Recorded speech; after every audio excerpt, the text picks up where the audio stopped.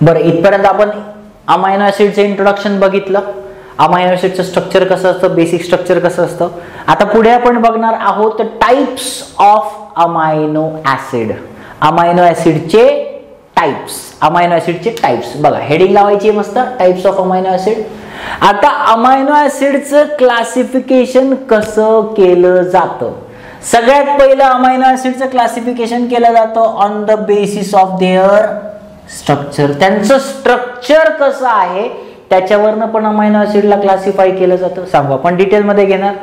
दुसरं, on the basis of requirement, म्हणजे आपल्याला अमायनो ऍसिडची गरज किती प्रमाणात आहे त्याच्यावरनं पण अमायनो ऍसिड्सला क्लासिफाय केलं जातं.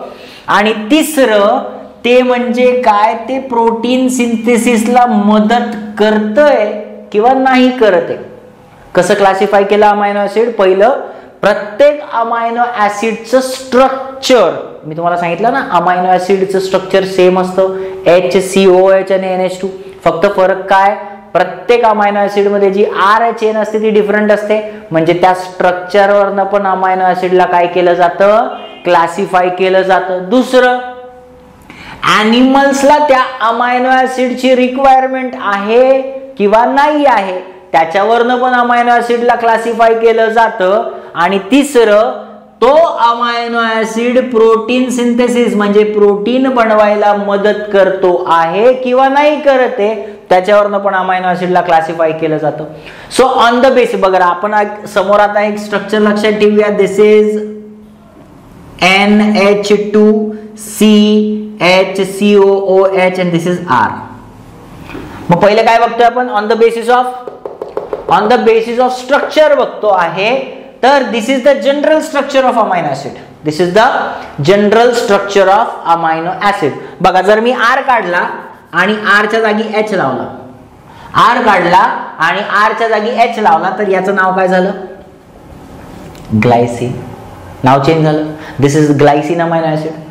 याच ठिकाणी जर मी H च्या जागी CH3 लावला तर हा काय झाला, ॲलेनाइन. काय झाला, ॲलेनाइन.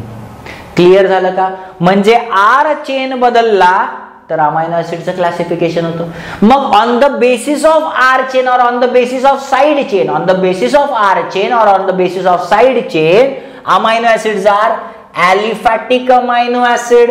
Aliphatic amino acid. ॲलिफॅटिक म्हणजे काय, ॲलिफॅटिक म्हणजे ज्याच्यामध्ये एकतर CH3 CH2 म्हणजे अल्किल चेन. नीट नोट्स काढून घ्या.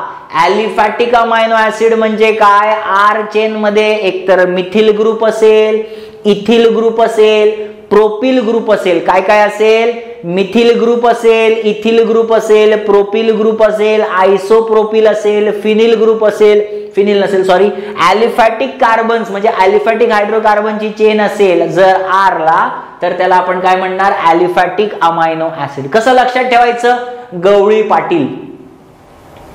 गवळी पाटील म्हणजे काय, ग्लायसिन, ॲलेनाइन, व्हॅलिन, ल्युसीन, आयसोल्युसीन, फेनिल ॲलेनाइन. परत एकदा सांगतो, ग्लायसिन, ॲलेनाइन, व्हॅलिन, ल्युसीन, आयसोल्युसीन, फेनिल ॲलेनाइन हे जे 6 अमायनो ऍसिड आहे यांच्या R चेन मध्ये अल्किल ग्रुप प्रेझेंट आहे म्हणून त्याला आपण म्हणणार ॲलिफॅटिक अमायनो ऍसिड. कळालं का नाही कळालं. नेक्स्ट आहे दॅट इज हायड्रॉक्सी ॲलिफॅटिक. ना what is hydroxy aliphatic. Aliphatic chain तर आहे. एक्झाम्पल, आता इथं फक्त CH3 नाहीये तर CH2-OH म्हणजे अल्किल ग्रुप तर आहे पण त्याला हायड्रॉक्सिल ग्रुप पण लागलाय. अल्किल ग्रुप तर आहे पण त्याला हायड्रॉक्सिल ग्रुप लागलाय.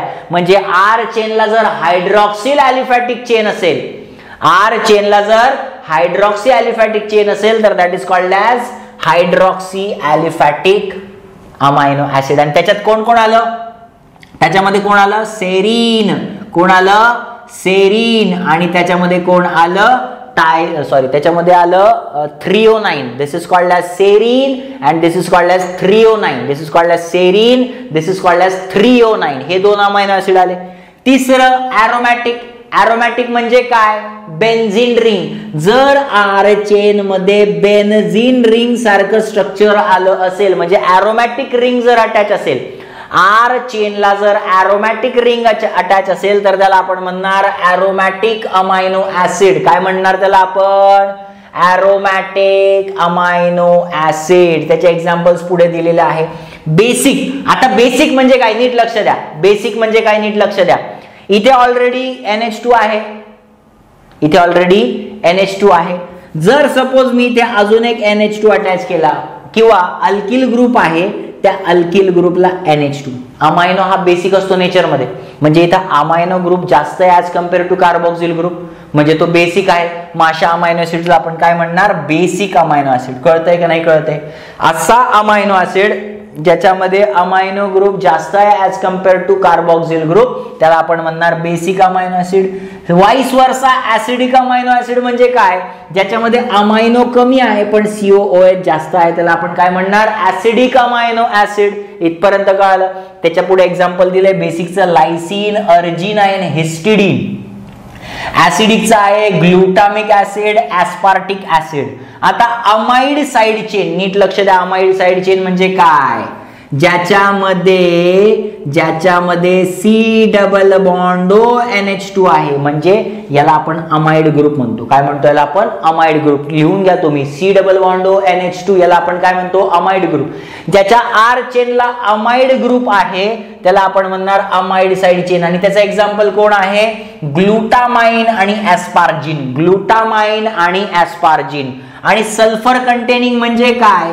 अल्किल ग्रुप आहे, त्या अल्किल ग्रुपला SH म्हणजे सल्फर किंवा सल्फ हायड्रिल. सल्फर किंवा सल्फ हायड्रिल ग्रुप अटॅच असेल तर त्याला आपण म्हणणार सल्फर कंटेनिंग. त्याचं एक्झाम्पल आहे सिस्टीन आणि मिथिओनाइन. हे झालं on the basis of structure. हे झालं on the basis of structure. आता दुसरं काय क्लासिफिकेशन आहे? On the basis of requirement. बघा, माझं शरीर पण अमायनो ऍसिड बनवतो, प्लांटचं शरीर पण अमायनो ऍसिड बनवतो. प्लांटच्या सेलला पण प्रोटीन्स लागतात, माझ्या सेल्सला पण प्रोटीन लागतात, कोणत्या दुसऱ्या ॲनिमलच्या सेलला पण प्रोटीन लागतात. पण प्रोटीन मी आधीच सांगितलं लेक्चरच्या स्टार्टिंगला, प्रोटीन बनवण्यासाठी 20 अमायनो ऍसिड्स लागतात. पण आपल्या बॉडीमध्ये 20 अमायनो ऍसिड पैकी फक्त आणि फक्त 11 अमायनो ऍसिड स्वतः बनतात. आपल्या बॉडीमध्ये 20 अमायनो ऍसिड पैकी 11 अमायनो ऍसिड ऑलरेडी आपल्या बॉडीमध्ये बनतात. पण प्रोटीन बनवण्यासाठी किती अमायनो ऍसिड लागतात? 20. म्हणजे 9 अमायनो ऍसिड आपल्या शरीरामध्ये बनत नाहीये. मग जर ते 9 अमायनो ऍसिड जर आपल्या शरीरात नसतील तर प्रोटीन बनवू शकणार नाही. मग त्याच्यासाठी आपण दुसरे प्लांट्स आणि ॲनिमल्स खातो, कारण त्यांच्यामध्ये ते 9 अमायनो ऍसिड सापडतात. म्हणजे ते अमायनो ऍसिड आपल्या शरीरात बनत नाहीये. मग जे आपल्या शरीरात बनत नाहीये म्हणजे ते आपल्यासाठी फार महत्वाचे आहेत. म्हणून तर आपण ते दुसरे प्लांट्स आणि ॲनिमल्स खातोय, त्याच्यातून आपण ते डिराईव्ह करतोय, म्हणजे ते आपल्यासाठी महत्वाचे आहे. मग दोज अमायनो ऍसिड जे आपल्या शरीरामध्ये बनत नाहीये, जे आपण दुसऱ्यांकडनं डिराईव्ह करतो, त्यांना आपण म्हणणार एसेन्शियल अमायनो ऍसिड. आणि जे अमायनो ऍसिड आपलं शरीर ऑलरेडी बनवतोय, ऑलरेडी बनतोय, मग बाहेरनं आपल्याला घ्यायची गरज, न्यूट्रिशन मधून त्यांना घ्यायची गरज नाहीये. So these amino acids are called as non essential amino acids. Essential amino ऍसिडचे एक्झाम्पल्स दिलेले आहेत: valine, leucine, isoleucine, phenylalanine, tryptophan, lysine, methionine, threonine. Non essential मध्ये काय आलं? त्याच्यामध्ये आलं ॲलेनाइन आलं, ऍस्पार्जिन आलं, ऍस्पार्टेट आलं, सिस्टीन आलं, ग्लुटामिन आलं, ग्लुटामेट आलं, ग्लुटामिन आलं, ग्लायसिन, प्रोलाइन, सेरिन आणि tyrosine. So these are essential. Essential म्हणजे हे आपल्या बॉडीमध्ये बनत नाहीये, तर यांना आपण डिराईव्ह करतो फ्रॉम प्लांट्स ऑर ॲनिमल्स, म्हणजे गरजेचे आहेत, म्हणून यांना आपण काय म्हणणार? Essential amino acids. आणि नॉन एसेन्शियल अमायनो ऍसिड म्हणजे काय? हे अमायनो ऍसिड ऑलरेडी आपली बॉडी बनवते आहे. 2 क्लासिफिकेशन झाले on the basis of structure. 7 आहेत: aliphatic amino acid, hydroxy aliphatic amino acid, aromatic amino acid, basic amino acid, acidic amino acid, amide side chain amino acid आणि sulphur containing amino acid. On the basis of requirement essential amino acid आणि non essential amino acid. Essential मध्ये valine, leucine, isoleucine, phenylalanine, tryptophan, lysine, methionine, threonine. Non essential मध्ये कोण आलं? Alanine, asparagine, aspartate, cysteine, glutamate, glutamine, glycine, proline, serine आणि tyrosine. इथपर्यंत कळलं. आणि तिसरं क्लासिफिकेशन म्हणजे on the basis of protein synthesis. Protein बनवायला मदत करत असतील तर प्रोटीनेशियस अमायनो ऍसिड, प्रोटीन बनवायला मदत नसतील करत तर नॉन प्रोटीनेशियस अमायनो ऍसिड. आणि जे अमायनो ऍसिड क्वांटिटी वाईज खूप कमी मिळतात प्लांट आणि ॲनिमल मध्ये, त्यांचं सिंथेसिस फार कमी प्रमाणात होतं, त्याला आपण म्हणणार रेअर अमायनो ऍसिड. तुमच्यासाठी एक छोटासा क्वेश्चन सोडून जातो मित्रांनो, मला फक्त कमेंट करून सांगा की which are rare amino acids, which are rare amino acid. बरं, मोस्ट इम्पॉर्टंट क्वेश्चन काय विचारणार? सिम्पलेस्ट अमायनो ऍसिड कोण? मोस्ट कॉम्प्लेक्स अमायनो ऍसिड कोण? इमिनो ऍसिड म्हणजे काय? डबल अमायनो ऍसिड म्हणजे काय? आणि फर्स्ट डिस्कवर्ड अमायनो ऍसिड कोणता आहे? सगळ्यात पहिला अमायनो ऍसिड कोणता डिस्कवर झाला? ॲस्पार्जिन. सगळ्यात लास्ट डिस्कवर्ड अमायनो ऍसिड आतापर्यंत कोणता आहे? थ्रिओनिन. इथपर्यंत तुम्हाला कळलं आहे का? पटकन सांगायचं आहे. बरं, मी याचे नावं लिहून देतो. सिम्पलेस्ट मध्ये पहिला कोण आला? ग्लायसिन. सिम्पलेस्ट का बरं? हा सिम्पलेस्ट का बरं आहे? कारण याच्यामध्ये स्ट्रक्चरच सिंपल आहे. NH2C HCOOH आणि H. सिंपल स्ट्रक्चर आहे म्हणून सिम्पलेस्ट अमायनो ऍसिड जो आहे that is glycine. The second one is tryptophan. The second one is tryptophan. तिसरं आणि चौथं मला तुम्ही सांगायचं कमेंट करून की इमिनो ऍसिड म्हणजे काय आणि डबल अमायनो ऍसिड म्हणजे काय. नेक्स्ट लेक्चर मध्ये तसं मी तुम्हाला रिपीट सांगेल. इथे तुमचं ऑलमोस्ट अमायनो ऍसिडचं क्लासिफिकेशन आणि अमायनो ऍसिडचं इंट्रोडक्शन झालेलं आहे. नेक्स्ट लेक्चर आपण 20 अमायनो ऍसिड फटाफट डिटेलमध्ये थोडंसं बघणार आहोत आणि त्याच्यानंतर आपण प्रोटीनला सुरुवात करणार आहोत. नेक्स्ट लेक्चरमध्ये आपण अमायनो ऍसिड्स तर बघणारच आणि त्याच्यामध्ये आपण प्रोटीन्स पण शिकणार आहोत. या लेक्चरमध्ये फक्त तुम्हाला काय होतं? That is introduction to amino acid आणि क्लासिफिकेशन ऑफ अमायनो ऍसिड्स. ठीक आहे, नेक्स्ट लेक्चरला भेटूया.